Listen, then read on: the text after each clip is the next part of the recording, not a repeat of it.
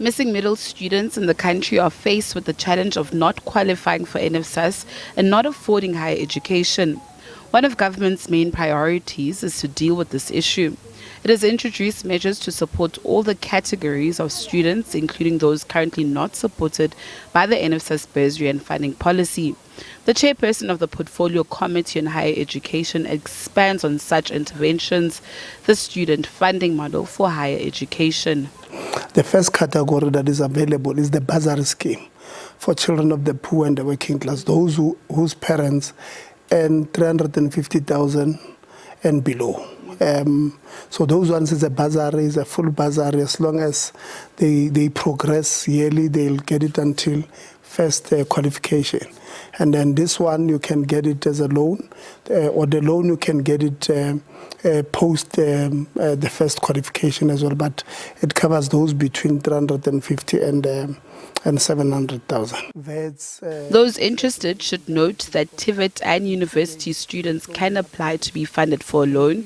Students are expected to get a 60% pass rate and will be supported for tuition, learning material and accommodation.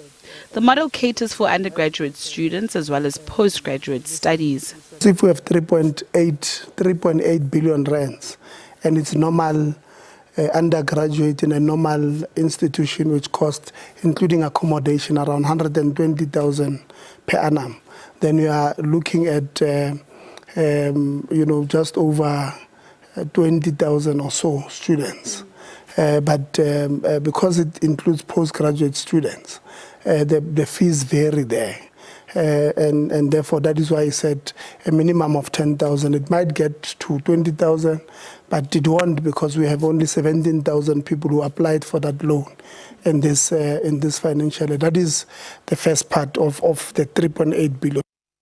The phase program is expected to be implemented over a period of 10 years. In 2035, when it will be fully implemented, we envisage that the budget will be about 41.7 billion of the loan scheme. The current one, the bursary scheme this year is 48 billion. So the scheme at the time will be just over 110, 115 billion, where about 40 billion goes to the loan and about 60, 70 billion will be for the bursaries. That is just to deal with the phases. Asked about some calls from some political parties for NSFAS to be scrapped, Letsie disagrees. There's no alternative to NSFAS, and let me tell you why. The people who say NSFAS must be closed down, they themselves were not beneficiaries of the scheme, and I'm not defending it because it's perfect. I'm one of their biggest critics. They are far from it. But I've just said that NSFAS has produced about 5.5 million graduates from poor background, children who would not have seen the doors of higher education.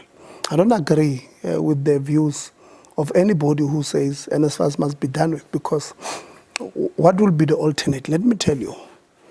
The alternate will be to go to the banks and indebt these children into a system. Meanwhile, the new 12 NSFAS board members have since been appointed and will be inducted this Friday. Natasha Phiri, SABC News, Johannesburg.